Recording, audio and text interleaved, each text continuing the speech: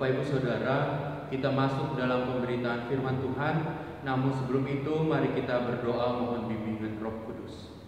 Sejenak kami meninggalkan segala aktivitas kami untuk sementara waktu. Dan pada kesempatan saat ini juga kami akan membaca dan merenungkan firman Tuhan. Diamkanlah semua suara hati kami, kecuali suara-Mu, karena kami sebagai anak-anak-Mu siap untuk mendengar dan siap untuk melakukan dalam kehidupan kami hari lepas hari. Amin. Bapak Ibu Saudara, mari berdiri. Kita akan membaca dalam Imamat pasalnya yang keempat pada ayatnya yang ke-13 sampai dengan yang ke-21.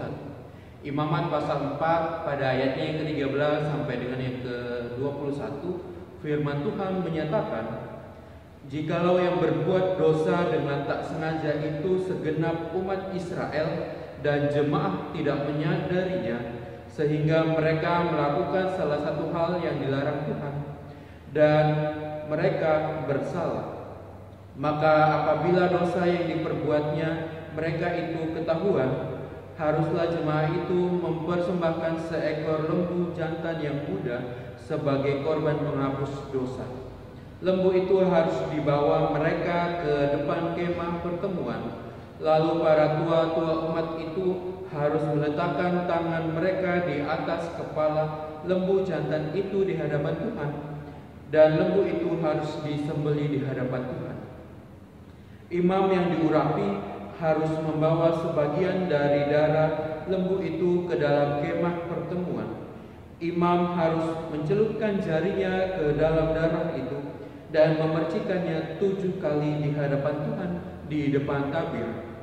Kemudian dari darah itu harus dibubuhkannya sedikit demi pada tanduk-tanduk mezbah yang di hadapan Tuhan di dalam kemah pertemuan, dan semua darah selebihnya harus dicurahkannya kepada sebagian bawah mezbah korban bakaran yang di depan pintu kemah pertemuan.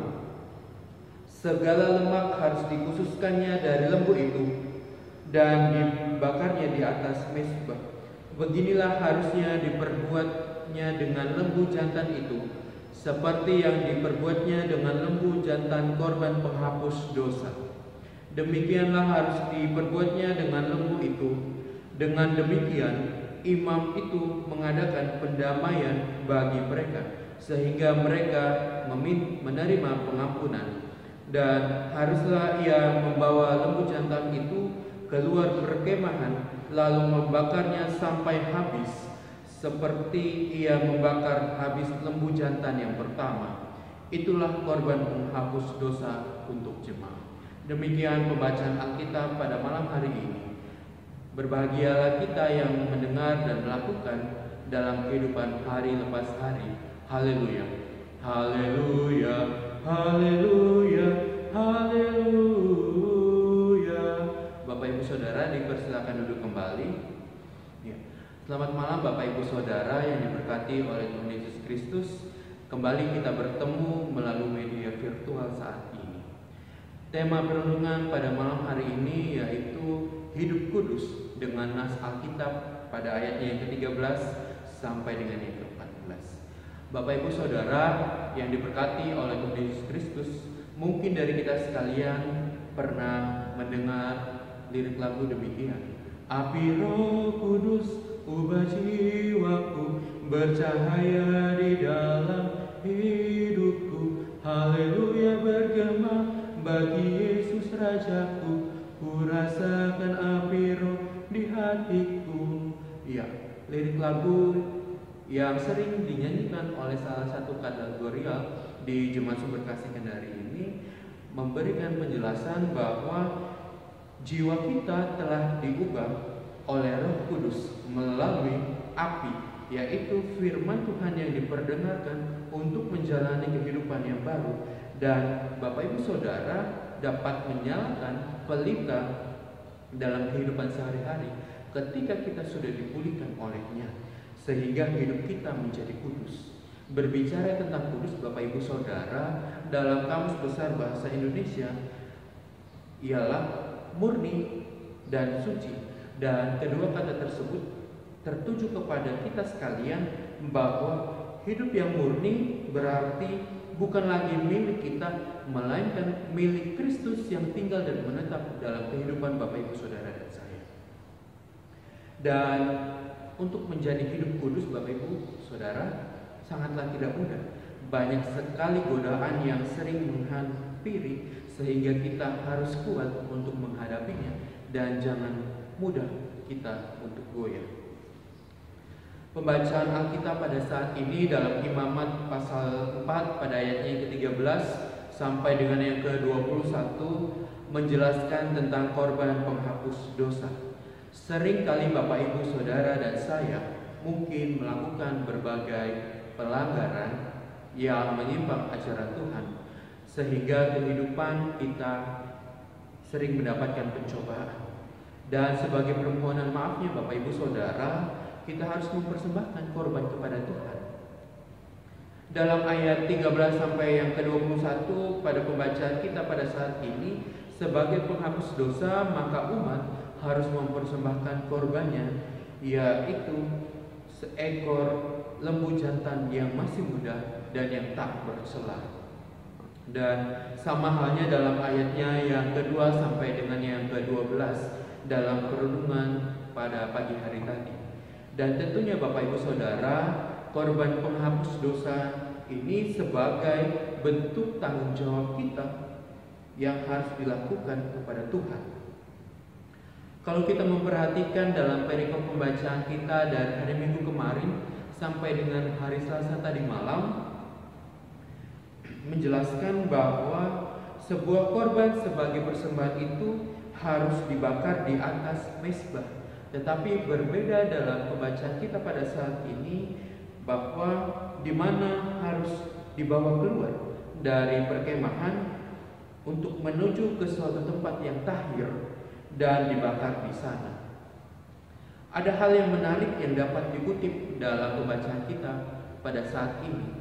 Yang pertama, Bapak Ibu Saudara, dalam kisah ini tentunya akan terlihat sebuah bayangan kehidupan Tuhan ketika kita sebagai anak-anaknya telah melakukan pengampunan dosa. Dalam ibadah hari Minggu Bapak Ibu Saudara, kita sering melakukan yang namanya pengakuan dosa sebagai salah satu bentuk ritual memohon pengampunan dari Kristus supaya hidup kita menjadi baru. Dan tentunya Bapak Ibu Saudara perlu kita renungkan bersama, apakah hidup kita sudah layak untuk menjalani kehidupan yang baru? Kalau kehidupan kita belum layak, mari kita lakukan supaya hidup kita di hadapan Tuhan ini menjadi layak. Kemudian yang kedua Bapak Ibu Saudara, Kristus yang awalnya tidak mengenal dosa dijadikan dosa karena perbuatan anak-anaknya. Kita dapat perhatikan dalam 2 Korintus pasalnya yang ke-5 pada ayatnya yang ke-21. Kalau kita memperhatikan secara seksama tentang perjalanan kehidupan Adam dan Hawa ketika mereka berada di dalam Taman Eden, di mana Tuhan sudah memberikan mandat supaya jangan memakan buah pengetahuan yang terlarang. Tetapi nyatanya Adam dan Hawa melanggar akan hal tersebut. Sehingga gambaran dalam surat Paulus kepada jemaatnya yang di Korintus dalam 2 Korintus pasal 5 pada ayatnya yang ke-21 ini Bapak Ibu Saudara kurang lebih seperti itu. Dan yang ketiga, Kristus rela menderita di luar pintu kemah dan menanggung kehinaan dari anak-anaknya melalui darahnya yang kudus. Kita dapat memperhatikan dalam Ibrani pasalnya yang ke-13 pada ayatnya yang ke-11 sampai dengan yang ke-12. Kalau kita mau menggambarkan dalam kehidupan sehari-hari Bapak Ibu Saudara, bisa dibilang kita ini sebagai anak-anaknya ketika mendapatkan sebuah berkat, kita kurang berterima kasih karena apa yang sudah Tuhan berikan dalam kehidupan kita, kita masih menganggapnya sangat kurang dan sebagainya. Dan itu masih sering terjadi dalam kehidupan kita sampai saat ini. Sehingga pesan yang ingin disampaikan kepada kita sekalian, yang pertama, kita belajar untuk mengucap syukur dalam hal apapun. karena Kristus telah memberikan dirinya untuk menebus akan dosa yang telah diperbuat oleh anak-anaknya. Dan Kristus juga telah memberikan berbagai macam berkat dalam kehidupan Bapak Ibu Saudara dan saya sekalian, sehingga kita jangan pernah menganggap hal berkat itu berkekurangan, melainkan kita mengubah kata berkekurangan menjadi terima kasih Tuhan karena Engkau telah memberikan sebuah berkat yang kelebihan dalam kehidupan kami yang tak terduga. Kemudian pesan yang kedua, Bapak Ibu Saudara, dalam situasi serta kondisi pandemi COVID-19 ini, kita juga belajar bahwa di awal sebelum adanya virus ini, kita sering melalaikan akan kebersihan dan kesehatan yang disarankan oleh tenaga medis dan juga beberapa peringatan yang ada di beberapa tembok ketika kita sudah berada di suatu tempat. Itu yang masih sering kita lalaikan, sehingga kita mendapatkan sebuah teguran kalau mau dikatakan, supaya kita harus menjaga kesehatan dan kebersihan. Pesan yang terakhir, Bapak Ibu Saudara, marilah kita melaksanakan kehidupan yang baru bersama Kristus sesuai dengan surat Paulus kepada jemaatnya yang di Efesus.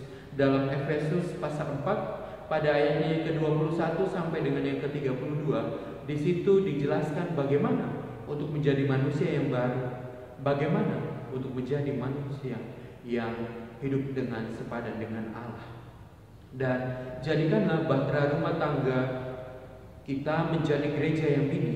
Artinya kita mengundang Kristus dalam kehidupan persekutuan keluarga kita. Tuhan Yesus memberkati Bapak Ibu Saudara dalam menjalani kehidupan yang baru sesuai dengan firman Tuhan yang telah diperdengarkan. Amin.